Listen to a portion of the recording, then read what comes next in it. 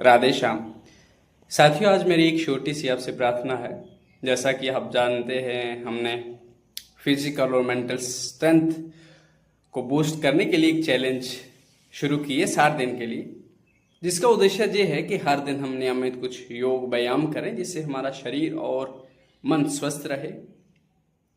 पर इसके साथ साथ मेरी आपसे एक प्रार्थना है कि जो लोग आप मुझे ग्रीटिंग्स करते हैं ना, दंडवत महाराज जी, कोटि कोटि प्रणाम, नमस्ते, इस तरह से कोई भी ग्रीटिंग करते हैं, वो सब ना करें। वो सब करने की बजाय आप जो भी भगवान का नाम आपको प्रिय लगे, राधे श्याम, सीताराम, हर हर महादेव, जय बजरंगबली, जय भवानी, कमेंट सेक्शन में अभिवादन के रूप में लिख सकते हैं। क्योंकि शरीर बल काफी नहीं है, शरीर बल से भी अधिक जो महान बल है जिसकी हम सबको बहुत आवश्यकता है, वो है अध्यात्म बल।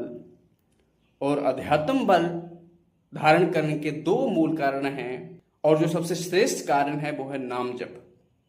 जैसे भी बने भगवान का नाम जप करें। और दूसरा है कि हम धर्म विरुद्ध, शास्त्र विरुद्ध कोई आचरण न करें जिससे पाप की उत्पत्ति होती हो। पाप की उत्पत्ति होने का मतलब है हमारे पुण्यों का नाश हो जाना। इसलिए आपका अगर कोई प्रश्न हो तो आप प्रश्न लिखिए, जो भी आपको लगे कि मैं कुछ उस के संबंध में कर सकता हूं तो आप प्रश्न करिए। बाकी अन्यथा प्रश्न ना हो, जैसे रोजमर्रा की ग्रीटिंग्स आपकी तरफ से रहती हैं, तो उसके लिए आप भगवान का कोई भी नाम जो आपको प्रिय हो उसको लिख सकते हैं, कम से कम 10 बार, 11 बार। क्योंकि असली जो धन है ना, वो नाम जप ही है। बाकी सब व्यर्थ ही है, टाइम पास ही है, चाहे वो कुछ भी हो।